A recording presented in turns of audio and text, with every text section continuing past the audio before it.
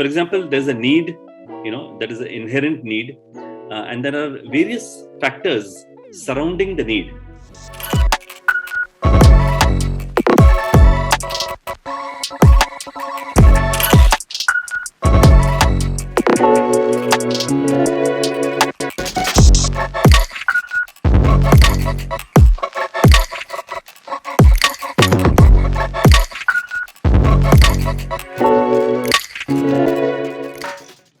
A lot of times, Ikigai is just focused on the passion. What does one really love to do? What's one good at? And what are the things that drives you in your life, etc. And that is what I call as a numerator.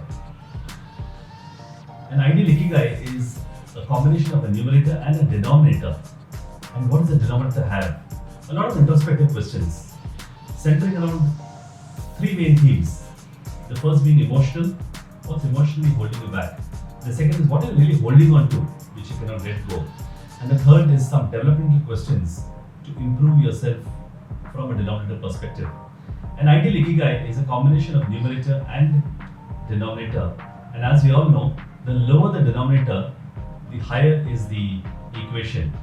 And hence the denominator plays a very important role in defining the Ikigai, not just of ourselves, also the people we come across with. Because a lot of times, and this is actually not there in any of the books, by the way. So this is something I've created on my own.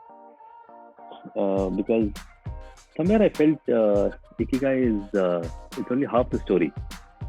What is mentioned, about passion, about love, and about strength, etc. It's only half the story, and there is a greater meaning behind it.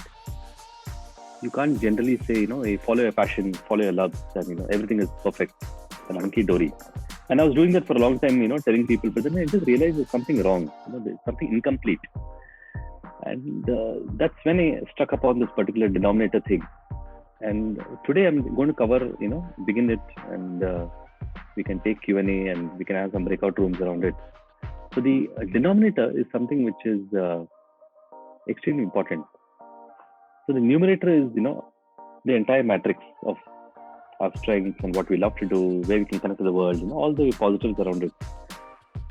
But the denominator is something which can make or break the entire equation. If the denominator is high, then the equation can start lowering its value. And I was giving the example of the real estate person I was interacting with, whose wealth I was mentioning before the call will be at least 1,000 times the sum of all our wealth put together.